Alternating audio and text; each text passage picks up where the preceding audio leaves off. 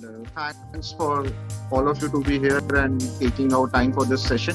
So, hello everyone. So, I am Sachin. I am from Quick Eyes, and I am the host for next about 40 minutes with you all. And Quick Eyes is India's only eyewear and eye care podcast channel. And today, on the occasion of World Sight Day, with support of Zeiss Vision India, we will be doing a small session along with some great industry experts. To first introduce you, Mr. Ajay Shinde, who is a Yes. senior optometrist and owner of Shinde Eye Care, and also we have Dr. Jitendra Jethani, who is a pediatric eye specialist from Baroda Children's Eye Care Hospital. So thank you so much, Sachin, and thanks, Zeiss, for taking this initiative. It is very apt that we are talking about this on World Sight Day, which is today. And the answers to some of we will take it one by one. So first and foremost is why exactly it is happening. So there are two most important reasons for myopia progression. So first of all, myopia means short-sightedness, which means that you cannot see the things for distance, and it is progressive in school. So it is normally in children when they are going to school, it is progressive. And why does it progress? So that is one of the commonest one of the commonest questions is why exactly is what is happening and why it is progressing so rapidly in last so many decades, and post COVID why it has actually increased. So the most important thing is that there are two important reasons. One is the near work, and second is the indoor work. So post-COVID, we know that both of these have increased. Unfortunately, the children cannot go out to play. And so most of the school and classroom activities were happening virtually online. And this has actually led to myopic progression pandemic also. So more near work, there is more peripheral defocus, there is more strain on the eyes together with low outdoor activities. So that leads to reduction in dopamine, which is released in our eyes. So dopamine is also known as happy hormone. So this dopamine is a hormone which actually reduces the myopic progression. And when the amount of dopamine is less in the eye, the myopic progression or the size of the eyeball actually increases. So what are the ways to avoid it? Most important is to reduce the near work. So near work means most common is digital eye strain, laptops, computers, mobiles. Not that near work in studies will not increase myopia. So जैसे पहले कहते थे ना बहुत पढ़ाकू है तो चश्मे का नंबर आ गया है. That is how we used to go about it कि the people who read more will have glasses. That holds true still. I mean, that is the truth, that if you do a lot of near work, and that is why a lot of doctors they associate doctors with having glasses. I also have glasses. So yes, so reduce near work is the first thing. So when you are reading books, you should keep them at least at a distance of 25 to 30 centimeters. Increase outdoor activities, better lifestyle, early to bed, early to rise, more outdoor activities, more physical activities, and most important is regular eye checkups, which can happen at the school level. In schools, they can always tell the students to at least get a yearly eye checkup done, and that would be very helpful to know whether the child has myopia. Parental myopia, that is also one of the key factors. If both the parents are myope, the chances are that the kids will have myopia and will have progression of myopia. If one of the parent is myopic, there is still almost twice, the odds ratio is almost 2 when it comes to comparison with the normal. Acha. That's the easiest way to remember that you have to follow these 5-6 things. You have to reduce your near work completely. You have to increase your outdoor activity so that you can look at distance. See, even in rural areas at this point of time when the last survey was done, in the urban areas the myopia has increased from 4.4% to 21% in the last 20 years, and in the rural areas it is still between 8 to 12%. So it clearly shows that when you are outdoors, the chances of myopia progression are quite low. Okay. Thanks. Okay. In the earlier days, when we used to practice, or in the clinic, when I used to see some patients, the changes in the prescription used to be a lot more slower. Now, let me give you an example. The example is like lens, it would have jumped from -3 to 3.25. So that vast difference is again because of the lifestyle changes of the children. They're more habituated in doing a lot of work on the computers or with the mobiles. So that's one thing. And then the second thing, I have been practicing myopia control as such with orthokeratology lenses. I've started this in about 2018. And these lenses are specially designed to sleep with them in the night. And in the morning, the beauty of these lenses are they not only correct myopia, but they also control the progression of myopia. Now, that's a fabulous device which I have been practicing for a very long time now, and I have got a good success rate in that as well. Coming on to the spectacle option, yes, since about 2.5 years or so, we've been getting these lenses in our country, and these lenses have been working fabulously well as well. I don't miss an opportunity to talk to the parents. I do encourage or tell the parents to encourage the children to spend a lot of time doing outdoor activities, a minimum of at least 2 to 3 hours a day in the sunlight.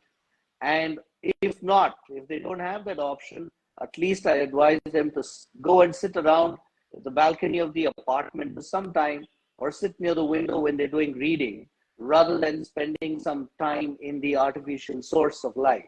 So those are small, important things which a parent should try to follow and cut down. I would not say completely stop usage of mobile, but at least cut down the usage of mobile.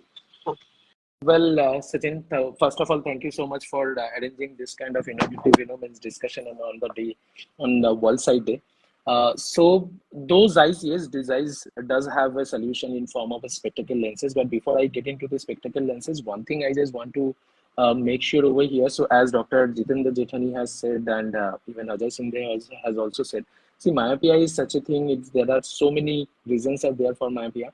And it's not that the Zeiss only has the solution. So there are so many solutions which are available for myopia management, right? And one thing what we need to understand very interestingly, that the myopia, it's not that the myopia is, means we have been talking about myopia only for last 2-3 years or something. Myopia is there since many ages, and we, like Ajay sir is also wearing a minus lenses, and I'm sure that Ajay sir also has myopia. So it's not that the myopia we are not fighting against, but the thing what we need to understand is myopia has two type of thing. One is the myopia correction. Myopia correction means, as Dr. Jethani has said, that someone who is unable to see the things clearly at distance, if I give a regular single vision lenses, he or she will be able to see the things clearly. Now, the second part what we need to also understand, that this myopia progression, that means minus power progression, is very, very, just a second, I think Dr. Jethani, okay. So minus power progression is the challenge nowadays, because after COVID, what we have seen, that the myopia power progression is very, very evident. So today, the discussion which is going to happen, so the discussion what is happening, so I think we all are discussing about how to control the myopia progression. It's not that we are not correcting myopia. We have been correcting myopia. So there is no disagreement in terms of correction. But now, along with the correction, we need to do the progression control as well. So, see, I can see you. There is certain trend, which is very prominent, where the prescription is increasing every year. Along with that, we are also seeing there are a lot of patients who walk into the clinic than what you can see a decade back. I can give you a simple example. When I was at the school, I could hardly see a person or two, wearing glasses. And now when I go to drop my kids, and I can see a lot of these people are wearing glasses. And that is a very disturbing trend, because the amount of people who are requiring a minus prescription has gone much higher post-COVID.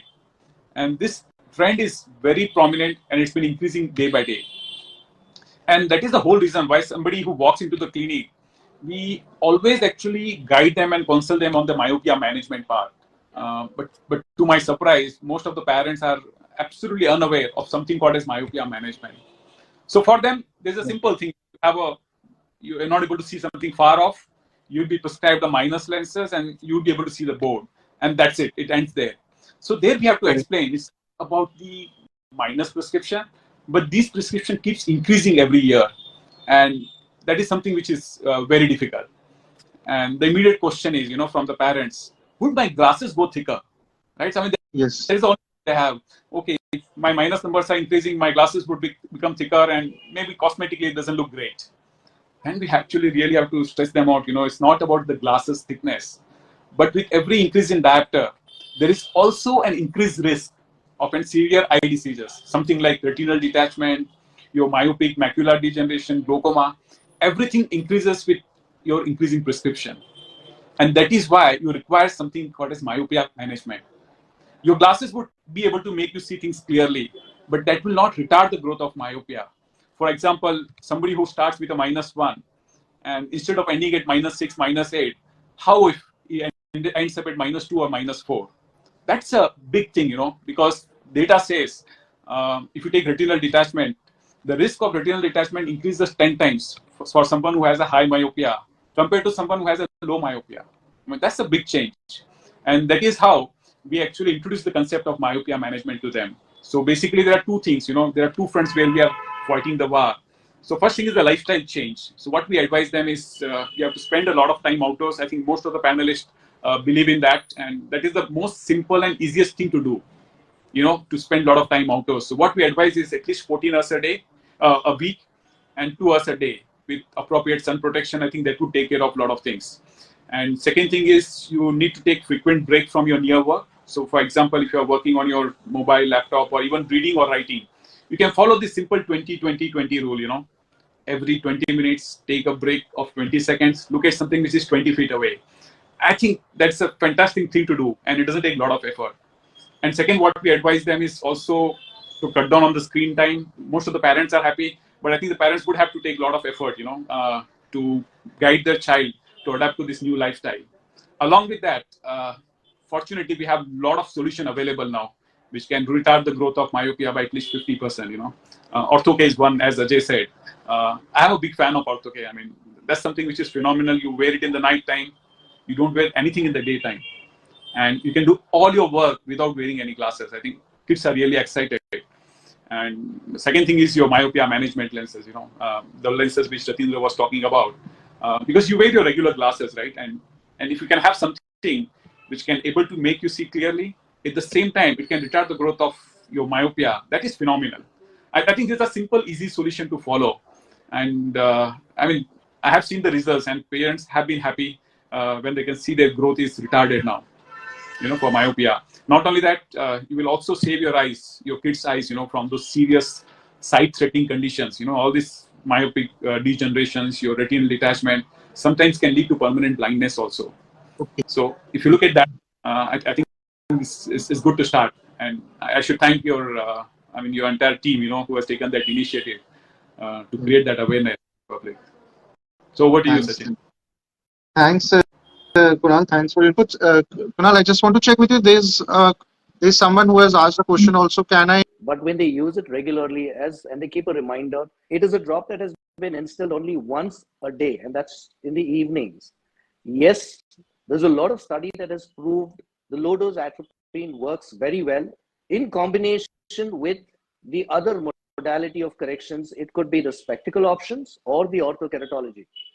A lot of studies have been done with low dose atropine and orthokeratology in the past, and in the recent times, it is also the spectacle lenses. These studies are also up, and there has been a phenomenal control over the progression of myopia. It works very well. I think the parents should take this very seriously and work, and don't stop those drops abruptly, because the bounce back is not very nice. So do not stop it abruptly. Okay. Go back to the pediatric ophthalmologist, and they are going to taper those off. And the medication generally is going to run through for at least about 2 to 3 years to have a good control over the progression of this myopia. Thanks everyone for your time, and thanks Zeiss for giving this platform, and especially on the World Sight Day occasion. So Yes, thanks I think Jatindra for sharing this platform, and thanks Ajay sir, and thanks Kunal for taking out time and coming for a small session and sharing your inputs about your experiences related to myopic, especially in children. So thanks everyone, and maybe see you soon again. Fine. Thank you. Sure. Thanks sir. Thanks Ajay sir. Thanks Kunal. thank you, Sachin. Thank you, Ajay sir. Thank you, Kunal sir. Thank you. Thank you.